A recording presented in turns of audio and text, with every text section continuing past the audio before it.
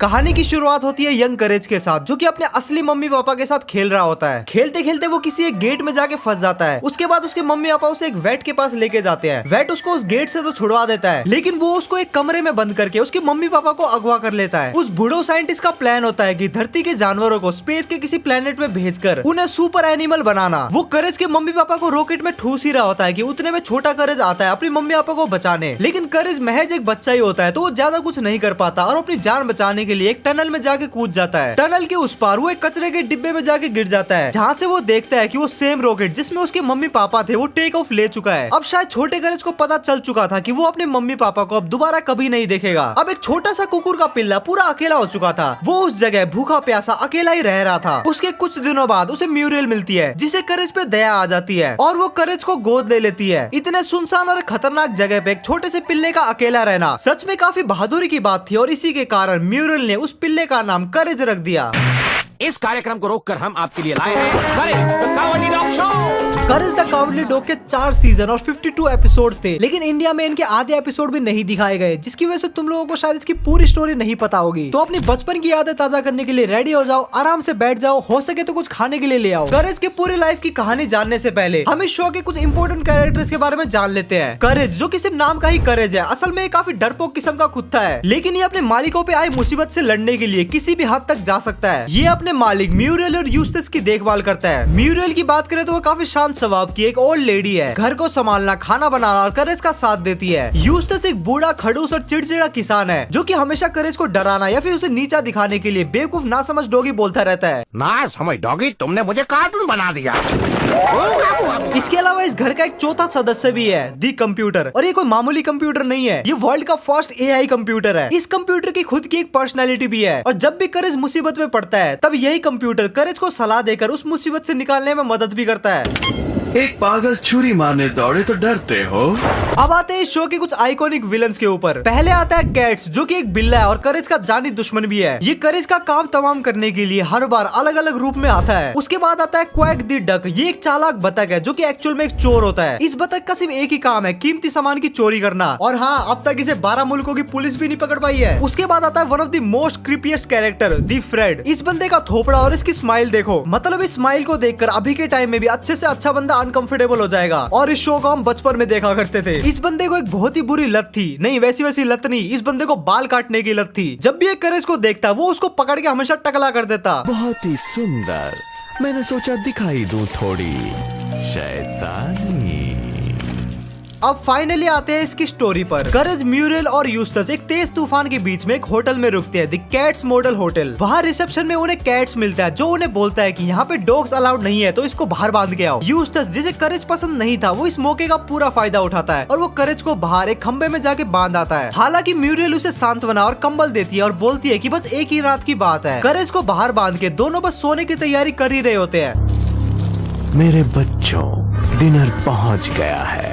लेकिन रात होते ही कैट्स करेज के सामने एक डिब्बा रख देता है, जिसमें से एक भयानक मकड़ी निकलती है, जो कि करेज पे हमला करना शुरू कर देती है, और एक मकड़ी म्यूरियल के नहाने वाले पानी में होती है। करेज जैसे तैसे उस मकड़ी को हरा के म्यूरियल की मदद करने के लिए जाता है, और म्यूरियल उसे यूस्टस को जगाने के लिए भेजती है, लेकिन वो बूढ़ो काफी गहरी नींद में सो रहा होता है और करेज उसे जगाने में नाकामयाब रहता है। लेकिन जब करेज दूसरी बार आता है तब वहाँ यूस्टस नहीं होता, तो करेज मदद मांगने के लिए रिसेप्शन में जाता है, लेकिन वहाँ भी कोई नहीं होता। उसके बाद करेज स्टाफ रूम का दरवाजा खोलता है और वहाँ पे देखता है यूस्टस को मकड़ी के जाले में लपटा हुआ। लेकिन जैसे ही मकड़ी यूस्टस पे हमला करने वाली होती है, हमारा बहादुर करेज उसे एक लकड़ी से कुचल देता है। अब कैट्स वहाँ पे आ चुका था, लेकिन करेज यूस्टस को ही उस पे दे मारता है। कैट्स फाइनली करेज को पकड़ लेता है और उसको बोलता है कि अगर तुझे यहाँ से निकलना है तो मेरे साथ एक गेम खेलना पड़ेगा। इस बीच म्यूरियल अपने ही दम पे उस मकड़ी को हरा देती है और करेज की खोज में निकल जाती है। करेज ऑलमोस्ट हार मानने ही वाला होता है, लेकिन इसी बीच म्यूरियल कैट्स के सर पे एक टेनिस रैकेट दे मारती है और मकड़ी के जाले में लिपटे हुए यूस्टस को लेकर वहाँ से चले जाते हैं। ग्रैंडपा का पहना हुआ कंबल तो बड़ा ही मस्त दिखता है, एक तुम्हें भी दिलाना चाहिए। इसके नेक्स्ट एपिसोड में हमें इसी शो के एक बदनाम विलन क्वैक द डक से मिलवाया जाता है। जैसा कि मैंने बताया कि वो एक चोर होता है। एपिसोड की शुरुआत होती है यूस्टस के अपने छत रिपेयर करने से। तभी एक लकड़ी का टुकड़ा टूटकर म्यूरियल के सर पे लगता है और वो अपनी सारी याददाश्त खो देती है। यूस्टस इस मौके का पूरा फायदा उठाता है और सबसे पहले वो करेज को लात मार के घर से बाहर निकाल देता है और वो म्यूरियल को बोलता है कि उसका सिर्फ एक ही काम है, उसकी हर हुक्म का पालन करना और उसके लिए खाना बनाना। म्यूरियल जो कि याददाश्त खो चुकी थी, उसे लगा कि हाँ भाई शायद यही मेरा काम होगा। करेज जो कि घर के अंदर वापस आना चाहता है और म्यूरियल की मदद भी करना चाहता है, तो वो एक डॉक्टर को फोन लगाता है। लेकिन असली डॉक्टर की जगह द क्वैक आ जाता है घर में चोरी करने के मकसद से। ये लो मेरा कार्ड, मैं हूँ डॉक्टर ले भागा, क्या आप ही मरीज है? कौन मरीज कहाँ है?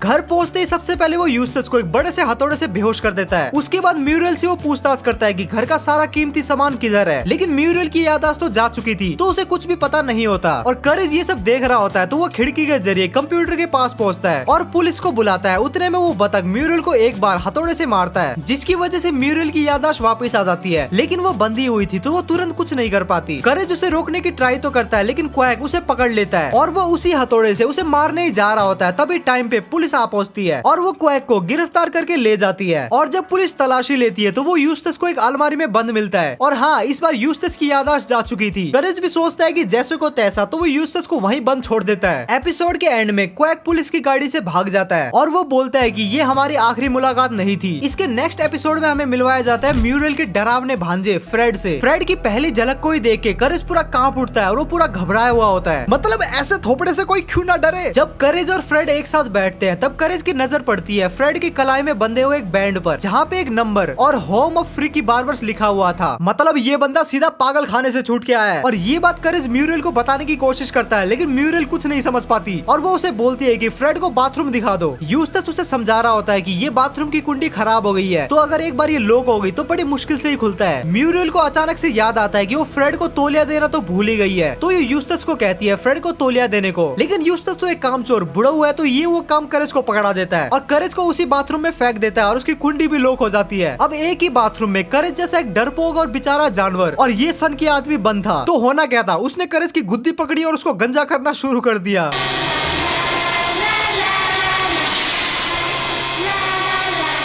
उतर आई मुखड़े पे उसके हैरानी, बेरंग हो गया चेहरा नूरानी। करेज फ्रेड के कलाई में बंधे हुए नंबर को देखने की ट्राई तो करता है, लेकिन फ्रेड उसे तुरंत ही छुपा देता है और करेज चिल्ला ना पाए इसके लिए उसके मुंह में पैनकेक ठूस देता है। और एंड में करेज को पूरी तरीके से गंजा करने के बाद फ्रेड काफी खुश होता है और वो नाचने लग जाता है। और इसी मौके का फायदा उठाकर करेज उसके बैंड में लगे हुए नंबर को डायल कर देता है। हेयर पुलिस तुरंत से आ जाती है और फ्रेड को पकड़ के ले जाती है और फ्रेड भी खुशी खुशी चला जाता है, क्योंकि उसका मकसद पूरा हो चुका था, करेज को गंजा करना। अब जो नेक्स्ट एपिसोड है वो एक पूरी जनरेशन के लिए काफी आइकॉनिक और मेमोरेबल था। इस एपिसोड में करेज को गड्ढा खोदते हुए एक अलग सा पत्थर मिल जाता है और वो पत्थर करेज अपने घर पे ले जाता है। स्टार्टिंग में तो यूस्टस को लगता है कि ये डॉगी कोई फालतू सा पत्थर उठा लाया है, और जैसे ही उसे न्यूज से पता चलता है कि ये सेम पत्थर गायब हो चुका है जिसकी कीमत करोड़ों में है, तो वो खुशी से पागल हो जाता है और पत्थर से एकदम चिपक जाता है। उसके बाद आता है पत्थर का असली मालिक, जो कि यूस्टस को कहता है, पत्थर लौटा दो, क्या? पत्थर लौटा दो वरना मेरा श्राप लगेगा। लेकिन ये लालची बुढ़ो मानने को तैयार नहीं होता। तो ऐसा ही होता है और श्राप लगना शुरू होता है। पहला श्राप लगता है जिसकी वजह से इनका पूरा घर पानी में डूब जाता है। हालांकि करेज जैसे तैसे करके उस पानी को घर से बाहर निकाल देता है और उसके बाद म्यूरियल यूस्टस को कहती है कि पत्थर लौटा दो, लेकिन यूस्टस तभी भी नहीं मानता और दूसरा श्राप लगता है जिसमें उन्हें काफी एक तेज आवाज सुनाई देती है, जिसके कारण उनके कान के पर्दे ऑलमोस्ट फटने वाले होते हैं। करेज उस आवाज के सोर्स को भी तोड़ देता है, लेकिन अभी भी यूस्टस उस पत्थर को लौटाने के लिए नहीं मानता। तो तीसरा और फाइनल श्राप लगता है जिसमें बहुत सारे कीड़े इन पे अटैक कर देते हैं। स्टार्टिंग में तो यूस्टस को लगता है कि हाँ अब सारे कीड़े चले जा चुके हैं तो अब उसका कुछ नहीं होगा, लेकिन कीड़े एक बार फिर से आते हैं और इस बार पत्थर के साथ साथ यूस्टस को भी उठा के ले जाते हैं। और फाइनली श्राप से मुक्ति पाने के बाद म्यूरियल और करेज आराम से अपने घर में बैठते हैं। इस एपिसोड की शुरुआत होती है क्वैक के एक शातिर प्लान से। उसका प्लान होता है इस परिवार को हिप्नोटाइज करना। वो उनके दरवाजे पे आता है और वो कहता है कि मैं टीवी ठीक करने के लिए आया हूँ। म्यूरियल उसे बोलती है कि हमारा टीवी तो टूटा ही नहीं है। तो फिर क्वैक छत पर चढ़ जाता है और जानबूझकर उनकी टीवी का एंटीना तोड़ देता है। अब वो इंतजार करता है कि वो उसे एक बार फिर से बुलाए। उस टीवी मैकेनिक को बुला लेना चाहिए। बेकार पैसा फूकने की जरूरत नहीं है। वो और ऐसा ही होता है, क्वैक वापस आता है और वो टीवी ठीक करने के बहाने टीवी में कुछ करके जाता है और वो टीवी यूस्टस को हिप्नोटाइज कर लेती है और वो यूस्टस को आदेश देती है कि करेज से छुटकारा पाओ। और उसके बाद क्वैक यूस्टस और म्यूरल को हिप्नोटाइज करके आदेश देता है कि पास के जैकपॉट से सारा पैसा चुरा के ले आओ। और वो ऐसा ही करते हैं। वो कार में बैठकर लॉटरी स्टैंड की तरफ बढ़ रहे होते हैं। उतने में म्यूरल एक जोकर की ड्रेस पहन के गार्ड का ध्यान भटकाती है और यूस्टस चुपचाप अंदर घुसकर पैसा चुराना शुरू करता है। लेकिन उन्हें इस बात का अंदाजा नहीं था कि करेज चोरी रोकने के लिए चुपचाप उनके पीछे आ गया था। डरते डरते लेकिन चालाकी से करेज लॉटरी के सारे पैसे रास्ते में गिराना शुरू करता है ताकि लोग उसे देखें और उन्हें पता चले कि लॉटरी के पैसे कहाँ जा रहे हैं। और उसके बाद पुलिस उन पैसों को लाइन से फॉलो करती है और एक बार फिर से क्वैक को गिरफ्तार कर लेती है। लेकिन जैसा हर बार होता है, क्वैक इस बार भी पुलिस से भाग जाता है और वो जोर से चिल्लाता है कि मुझसे पीछा छुड़ाना इतना आसान नहीं है और मैं फिर से आऊंगा। नेक्स्ट एपिसोड की शुरुआत होती है एक बार फिर से कैट्स के साथ, जो कि अपने जैम मॉन्स्टर की मदद से म्यूरल को अगवा कर लेता है। म्यूरल को अगवा करने के पीछे उसका मकसद म्यूरल की फेमस कैंडी एप्पल की रेसिपी को हासिल करना था। तकदीर की खराबी देखिए, कहीं नई मीठी मिठाई कॉन्टेस्ट में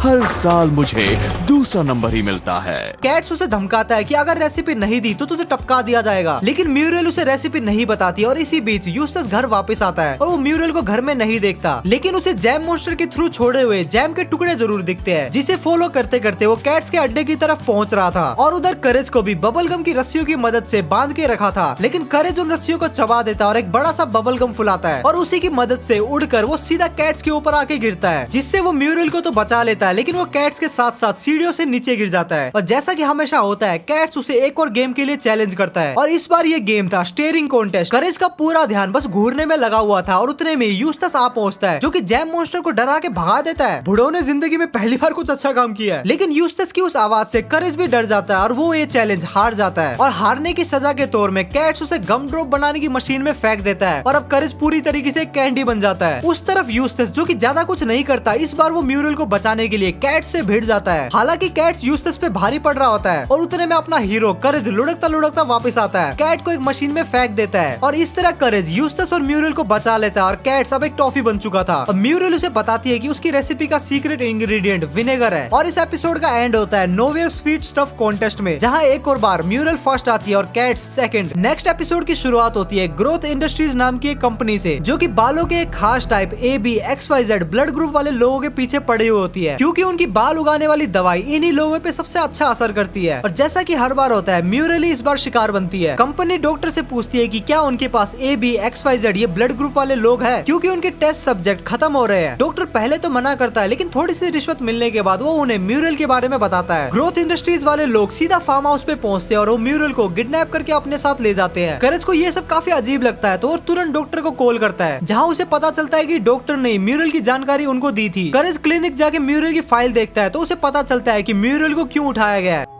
म्यूरियल मुसीबत में है। वो ये फाइल यूस्टस को दिखाता है, ये सोचकर कि शायद यूस्टस भी उसकी मदद करे। लेकिन यहाँ पे काफी बड़ा प्लॉट ट्विस्ट आता है और जब वो ग्रोथ इंडस्ट्रीज पहुंचता है, तब उसे पता चलता है कि उसकी मालिक और कोई नहीं बल्कि यूस्टस की ही माँ है। जब करेज उससे म्यूरल के बारे में पूछती है, तो वो उसे बोलती है कि मुझे कुछ नहीं पता। लेकिन करेज चुपचाप नहीं बैठता, वो चोरी छिपके बिल्डिंग में घुस जाता है और म्यूरल को ढूंढ निकालता है, जो कि सीलिंग से लटकी हुई थी और बहुत सारी डरावनी साइंटिफिक टेस्ट से गुजर रही थी। करेज तुरंत ही फायर अलार्म बजा देता है, जिससे सारे गार्ड्स भाग जाते हैं और वो यूस्टस की माँ से बचते हुए म्यूरल को लेकर खिड़की से कूद जाता है। एंड में करेज और म्यूरल घर में वापस आ जाते हैं और यूस्टस भी वापस आता है, सर में ढेर सारे बाल और ढेर सारे पैसों के साथ, क्योंकि यूस्टस के लिए सबसे ज्यादा जरूरी पैसा है और करेज के लिए म्यूरल। इसके बाद के एपिसोड में म्यूरल की सास एक बार फिर से ट्राई करती है कि कैसे म्यूरल और यूस्टस का रिश्ता तोड़ा जाए और म्यूरल को नीचा दिखाया जाए। भाई ये तो इंडियन सास निकली। कहानी की शुरुआत होती है दिन भर यूस्टस के साथ अजीब और गरीब और भयानक और नुकसानदायक चीजें होने से, और हर बार कुछ बुरा होता है तो म्यूरल उसके आसपास ही होती है, जिससे यूस्टस को लगता है कि शायद म्यूरल जानबूझकर ही यूस्टस को नुकसान पहुंचाने का ट्राई कर रही है। तुम्हारे हाथ का खाना नहीं खाऊंगा मैं। ये क्या कह रहे हो यूस्टस? मैं कह रहा हूँ कि कपड़े तंग करने, उड़ाए जाने और चिड़ियों से चौचवाने के बाद मुझे सोचना ही पड़ेगा कि तुम्हें मुझसे खुंदक है। यूस्टस अपनी माँ को फोन करके शिकायत करता है और उसकी माँ तुरंत घर पे पहुंच जाती है। दावा करती है कि उसके पास काउंसलिंग का एक लाइसेंस है, जो कि उसके पास बिल्कुल नहीं होता। माँ उसे काउंसलिंग देती है और बातचीत शुरू करने से पहले वो उसे कहती है कि अब उसकी शादी नहीं बच सकती। करेज को ये बहस और माँ की बकवास बिल्कुल पसंद नहीं आती, तो वो कंप्यूटर की मदद से खुद ये काउंसलिंग लाइसेंस बनवा लेता है। करेज के द्वारा कराई गई काउंसलिंग में सब कुछ ठीक ठाक चलता है और यूस्टस और म्यूरल फिर से सुलह कर लेते हैं। तभी एक भूतनी औरत दिखाई देती है, जो कि करेज को बोलती है कि वही बड़ी सारी परेशानी की वजह थी, क्योंकि उसे लगता था कि म्यूरियल के पूर्वजों ने उसके पति लोस नेस को झील में फेंक दिया था। म्यूरियल की सास इस बात पे यकीन नहीं करती और म्यूरियल और यूस्टस के रिश्ते को बर्बाद करने का प्लान आगे बढ़ाने की तैयारी करती है। माँ कमरे में जाकर म्यूरियल पे झूठे आरोप लगाती है और वो भूतनी ऐसा करने में उसे मदद भी करती है। करेज ये सब चीजें देख लेता है और माँ को रोकने के लिए वो एक चीज की मदद लेता है जिससे उसका ध्यान भटक जाता है। जब माँ उस चीज को देखती है तो वो एक ट्रांस में चली जाती है और अपने जीवन के सारे राज उगलने शुरू कर देती है और उसके बीच एक इम्पोर्टेंट बात बताती है कि उसके ही पूर्वजों ने एक आदमी को झील में फेंका था। ये सुनते ही भूतनी को पता चल जाता है कि म्यूरियल नहीं, म्यूरियल के सास के पूर्वजों ने उसके पति को झील में फेंका था और वो सास का पीछा करते हुए उसे घर से भगा देती है। और उसके बाद के एपिसोड में फैमिली के कंप्यूटर से अच्छी तरीके से मिलने का एक मौका मिलता है। एपिसोड की शुरुआत होती है करेज की एक छोटी सी डायरी में कुछ लिखने से जो कंप्यूटर में सेव होती है। करेज की यादें पढ़ते हुए कंप्यूटर उसे कहता है कि तुम तो बिल्कुल भी बहादुर नहीं हो, अगर मुझे मौका मिले तो मैं तुमसे कहीं बेहतर कर सकता हूँ। और उसी रात एक भयानक तूफान आता है जिसकी वजह से घर के सारे इलेक्ट्रॉनिक सामान में काफी तेज बिजली दौड़ती है, इतनी ज्यादा कि कंप्यूटर जिंदा होने लगता है और अपना एक शरीर उगाकर इधर उधर चलने फिरने लगता है। अब वो कंप्यूटर सिर्फ एक मशीन नहीं रहा, वो खुद को एक ताकतवर इंसान समझने लगता है। वो खुद को सो रहे यूस्टस के शरीर में डाउनलोड कर लेता है और उसके शरीर को कब्जे में ले लेता है। लेकिन यूस्टस एक कमजोर बूढ़ा होता है तो कंप्यूटर कहता है कि मुझे एक ऐसा शरीर चाहिए जिसमें काफी ज्यादा मांस हो और उसकी नजर पड़ती है म्यूरियल पे। कंप्यूटर म्यूरियल के शरीर को एक सुपर सूट की तरह पहन लेता है और पूरे दुनिया में घूम घूम कर काम करता है जिसे वो बहादुरी मानता है। करेज म्यूरियल को बचाने के लिए और कंप्यूटर की इस पागलपन को रोकने के लिए सारी कोशिशें करता है और दूसरी ओर कंप्यूटर अपने हर कारनामे को हीरोगिरी समझता है और वो एक मशीन में जाके फंस जाता है और वो करेज की मदद मांगता है। करेज उसकी मदद तो करता है लेकिन वो खुद बिजली के झटके का शिकार हो जाता है और उसके बाद कंप्यूटर करेज को उठाकर अपने घर आता है और अपने कंप्यूटर रूप में वापस आ जाता है और कहता है कि इंसान बनना तो काफी बोरिंग है। म्यूरियल जो कि इस घटना के दौरान पूरी तरीके से बेहोश थी, करेज उसे सारी बातें बताने का ट्राई तो करता है लेकिन म्यूरियल को लगता है कि ये सब करेज की इमेजिनेशन है। इस पूरी सीरीज में हमने एक चीज तो देखी है कि कोई भी विलन करेज पे सीधा हमला नहीं करता बल्कि वो म्यूरियल ये भी यूस्टस के पीछे पड़ा हुआ होता है। लेकिन नेक्स्ट एपिसोड में विलन सीधा करेज को निशाना बनाता है। करेज अपने घर के बाहर अपनी हड्डी चाट रहा होता है, तभी उसके सामने एक औरत आती है जो कि करेज को देख के पागल हो जाती है और उसे कहती है कि तुम तो सेम मेरे कुत्ते डंकन जैसे दिखते हो। म्यूरियल जब उन दोनों को देखती है तो उसे लगता है कि शायद करेज ने कोई नई दोस्त बना ली है और वो उस औरत को घर में इनवाइट करती है। घर के अंदर आने के बाद उन्हें पता चलता है कि वो औरत कोई आम औरत नहीं है बल्कि एक तूफान की देवी है जो कि अपने खोए हुए कुत्ते डंकन की तलाश में निकली हुई है और वो करेज को डंकन समझकर उससे पागलों की तरह चिपक रही है। धीरे धीरे म्यूरियल को भी लगता है कि ये औरत शायद कुछ ज्यादा ही हदें पार कर रही है और रात को डिनर के दौरान वो औरत साफ साफ कह देती है कि करेज उसका कुत्ता है और वो उसको वापस लेके जाएगी। म्यूरियल जिसके लिए करेज उसके बच्चे जैसा था ये सुनकर वो नाराज हो जाती है और कहती है कि करेज उसका कुत्ता है। ये सुनकर तूफान की देवी गुस्से में आ जाती है और गुस्से में वो तूफान ले आती है और इस तूफान की मदद से करेज उड़कर डंकन की तलाश में निकल जाता है। जल्दी ही किसी के बताने पे उसे पता चलता है कि डंकन को सीवर में देखा गया था। करेज सीवर में जाता है और वहाँ उसे पता चलता है दी गॉड बोन के बारे में। पर ध्यान रहे चूसना कतई नहीं, क्योंकि एक बार अगर इस पवित्र हड्डी को किसी ने चूसा तो वो हमेशा चूसता रहता है। करेज को कहीं से चाटने की आवाज आती है और वो घूम के देखता है कि डंकन उसी हड्डी को चाट रहा होता है। करेज को भी वो हड्डी चाटने का मन करता है लेकिन तूफान की देवी म्यूरियल के साथ क्या कर रही होती है इसे सोचकर वो रुक जाता है। इस डर से करेज अपनी हिम्मत को वापस लाता है और हड्डी को छोड़ता है और डंकन को लेकर वहाँ से निकल जाता है। जब करेज डंकन को लेकर घर पहुँचता है तो वहाँ पे एक नई मुसीबत खड़ी हो जाती है। तूफान की देवी देखती है कि डंकन को उससे ज्यादा उसकी हड्डी ज्यादा प्यारी है, इसीलिए वो करेज को ही अपने साथ रखेगी। लेकिन करेज समझदारी से काम लेता है, वो ऐसा दिखाता है कि वो भी तूफान की देवी से उतना ही प्यार करता है और वो उसकी हर बात में हाँ से हाँ मिलाता है, जिसे देखकर अब डंकन को जलन होने लगती है कि उसकी मालकिन एक नए कुत्ते को ज्यादा प्यार कर रही है। तो वो हड्डी को छोड़ देता है और एंड में तूफान की देवी और डंकन और म्यूरियल और करेज एक साथ दोबारा मिल जाते हैं। इसके बाद करेज का जानी दुश्मन क्वैक फिर से वापस आ जाता है और इस बार वो काफी खतरनाक प्लान के साथ आया था। इस बार वो म्यूरियल का इस्तेमाल करके एक स्वीडिश बैंक को लूटना चाहता था। एपिसोड की शुरुआत होती है हमेशा की तरह करेज और म्यूरियल के साथ जो कि किचन में कुछ बना रहे होते हैं। उतने में यूस्टस आता है और कहता है कि मुझे मेरा चश्मा नहीं मिल रहा। म्यूरियल करेज को कहती है कि बाहर जाके यूस्टस का चश्मा ढूंढ दो, मतलब यह बुढ़ऊ किसी काम का ही नहीं है। लुकवैक फिर आ गया।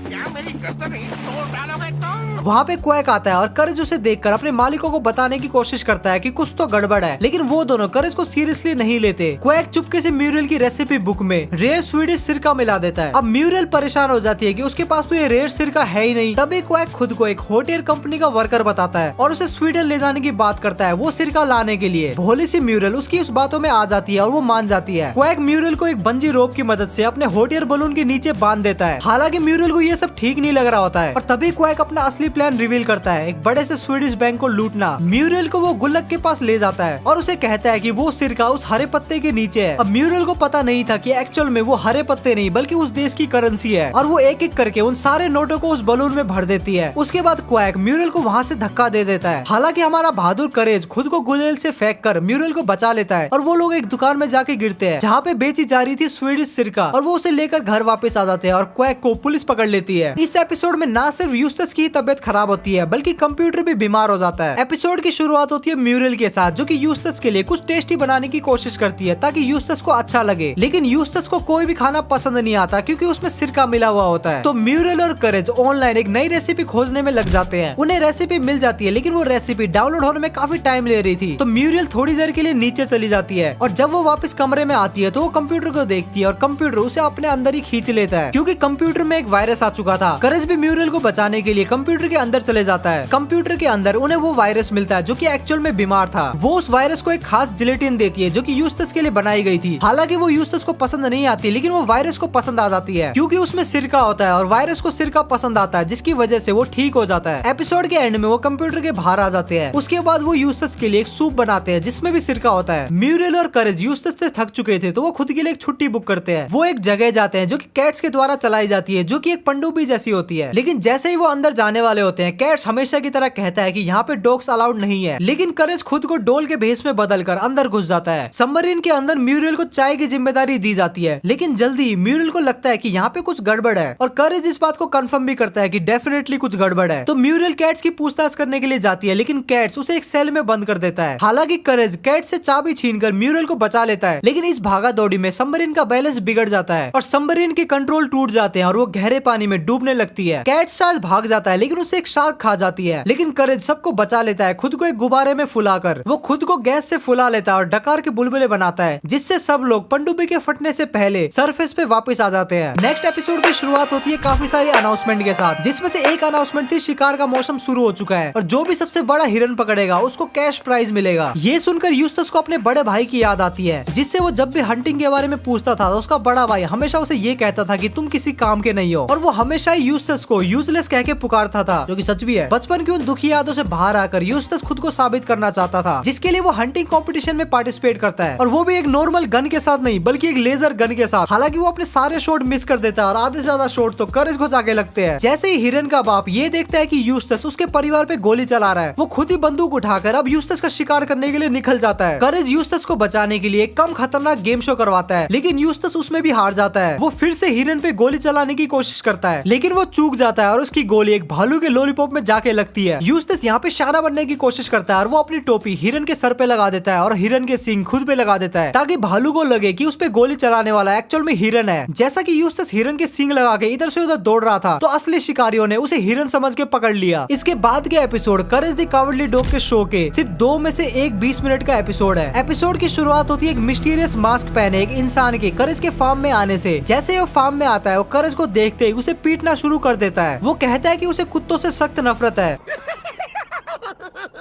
म्यूरियल हमेशा की तरह करेज को बचा लेती है और उसे चाय पे बुलाती है। चाय के दौरान वो मास्क मैन उन्हें बताता है कि उसका नाम किटी है और वो एक कहानी सुनाता है अपने दोस्त बनी की जो कि मैड डॉग नाम के गैंगस्टर कुत्ते से प्यार कर बैठती है। वो कुत्ता बहुत ही एग्रेसिव था और वो बनी को धमकी देता था कि अगर वो भागने की कोशिश करे या फिर किटी के आसपास दिखे तो वो उसे मार डालेगा। कहानी के दौरान यूस्टस बोलता है कि किटी को अपना मास्क हटा लेना चाहिए। इससे गुस्सा होकर किटी टेबल पे रखे सारे बर्तनों को फेंक देती है। रात के खाने में जब एक बार फिर से मास्क की बात होती है तो किटी शांत रहती है और वो कहती कहती है कि वो सच्चाई का सामना करने से डरती है, जिसपे म्यूरियल कहती है कि सबको किसी न किसी टाइम पे अपनी सच्चाई का सामना तो करना ही पड़ता है, जिसपे किटी कहती है कि म्यूरियल रात को चुपचाप केक खाती है और यूस्टस जो कि फिक्स्ड मैन कहलाता है वो कुछ भी ठीक नहीं कर सकता। रात को करेज किटी पे नजर रखता है और वो देखता है कि किटी एक्चुअल में एक बिल्ली है। वाह क्या खुलासा है, मतलब नाम से पता नहीं चल रहा था। करेज को पूरा यकीन हो गया था कि किटी का मास्क एक मॉन्स्टर है जो कि उसे अपने कब्जे में लेता है और फिर उसे डरावने सपने दिखाई देने लगते हैं। करेज म्यूरियल और यूस्टस को चेतावनी देने की कोशिश करता है, लेकिन हमेशा की तरह वो उसकी बात को नहीं समझते, तो करेज उन दोनों को उनके ही कमरे में लॉक कर देता है। करेज किटी के खिलौने चूहे को सबूत मानते हुए पुलिस के पास ले जाने की तैयारी करता है। उसके बाद करेज जब एक रेस्टोरेंट में डिनर कर रहा होता है और फिर वहाँ पे काम करने वाले से उसे पता चलता है कि मैड डॉग बनी को कहाँ रखता है। इस बीच जब करेज बाहर होता है तब घर के सारे लोग बाहर निकलने की ट्राई करते हैं और किटी खिड़की से बाहर निकल जाती है और वो मान लेती है कि करेज ने ही किटी का खिलौना चुराया है और वो करेज को खोजने के लिए निकल पड़ती है। मेरी प्यारी बनी,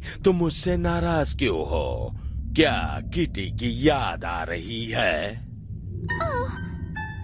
उसे भूल भी जाओ ना, मैंने तुम्हें झोपड़ी से निकालकर महलों में पहुंचा दिया। मैड डॉग के ठिकाने से करेज किसी तरीके से बनी को बचा लेता है, जबकि उस पे काफी सारे कुत्ते अटैक करते हैं। भागते वक्त मैड डॉग उन्हें अपनी कार से कुचलने की कोशिश करता है, लेकिन करेज कार पर कूदकर उसे ट्रेन की पटरी की तरफ मोड़ देता है और शायद कुचला जाता है। किटी दूर से बनी को आवाज लगाती है। बनी फिर किटी को कहती है कि करेज ने ही उसकी जान बचाई है और फिर किटी कहती है कि शायद सारे कुत्ते बुरे नहीं होते। अब फाइनली वो एपिसोड आता है जिसमें हमें करेज का पास्ट दिखाया जाता है, जिसकी एक छोटी सी समरी मैंने तुम लोगों को इंट्रो में बताई थी। एपिसोड की शुरुआत में करेज एक एड देख रहा होता है जिसमें मिसिंग डॉग के बारे में बताया जाता है। तभी उसे फ्लैशबैक आना शुरू होता है। पहले फ्लैशबैक में उसे ये यादें आती है कि कैसे वो अपने मम्मी पापा से अलग हुआ था। वो देखता है कि वो अपने मम्मी पापा के साथ बॉल से खेल रहा होता है और खेलते खेलते उसका सर एक गेट में जाके फंस जाता है। उसके बाद उसके पेरेंट्स उसको एक वेट के पास लेके जाते हैं, जो वेट करेज को उस गेट से तो छुड़वा देता है, लेकिन उसके मम्मी पापा को किडनैप कर लेता है। फ्लैशबैक खत्म होता है और म्यूरियल करेज के लिए परेशान होती है क्योंकि करेज कुछ नहीं बोल रहा होता, बस ऐसे ही बैठा हुआ होता है। और जब यूस्टस भी करेज को डराने की कोशिश करता है और करेज कोई भी रिएक्शन नहीं देता, तब उन्हें लगता है कि करेज की तबीयत खराब है, तो वो उन्हें उसी सेम वेट के पास लेके जाते हैं। करेज को एक बार फिर से फ्लैशबैक आता है और उस फ्लैशबैक में करेज देखता है कि उस वेट के पास बहुत सारे एलियन टाइप के जानवर बंद थे और वो वेट करेज के पेरेंट्स को जबरदस्ती एक अलग कमरे में ले जा रहा होता है। जैसे ही करेज उस वेट को एक बार फिर से देखता है तो उसको एक और फ्लैशबैक आता है। यंग करेज देखता है कि उसके पेरेंट्स को एक रॉकेट में बंद किया जा रहा है और वो उन्हें बचाने की कोशिश करता है, लेकिन दरवाजा बंद हो चुका था। वो वेट करेज को भी उसी रॉकेट में डालने की पूरी तैयारी कर रहा था। तभी म्यूरियल और यूस्टस आते हैं करेज को बचाने के लिए। तभी वो वेट बताता है कि वो कुत्तों को स्पेस में भेजकर उन्हें बड़ा और ताकतवर बना रहा है। ये सुनकर करेज को वो दिन याद आता है जब वो इधर उधर भाग रहा था और अपने मम्मी पापा को नहीं बचा पाया। और फिर प्रेजेंट में वो डॉक्टर म्यूरियल और यूस्टस को भी रॉकेट में डाल देता है, लेकिन इस बार करेज टाइम रहते ही उस रॉकेट से बाहर आता है। और इस बार करेज हार मानने वाला नहीं था। वो वेट के स्टेथोस्कोप में जोर से चिल्लाता है और जैसे ही डॉक्टर अपने कानों को पकड़ता है, करेज उसकी चाबियां चुरा लेता है और उस रॉकेट का दरवाजा खोलकर म्यूरियल और यूस्टस को फ्री कर देता है, क्योंकि वो दूसरी बार भी अपने पेरेंट्स को नहीं खोना चाहता था। और फिर करेज उस डॉक्टर को उसी रॉकेट में डाल देता है और स्पेस में उड़ा देता है। और उसके बाद वो वेट उसी प्लेनेट में पहुंच जाता है जहाँ पे उसके भेजे हुए बहुत सारे डॉगीज थे और उन्हीं के बीच करेज के पेरेंट्स भी थे, जो कि उस डॉक्टर को पूरी पीटने की तैयारी कर चुके थे। और उसके बाद करेज को एक आखिरी फ्लैशबैक आता है कि कैसे म्यूरियल ने उसे अडॉप्ट किया और अभी प्रेजेंट में करेज म्यूरियल की गोद में होता है, पूरी तरीके से खुश और सुरक्षित।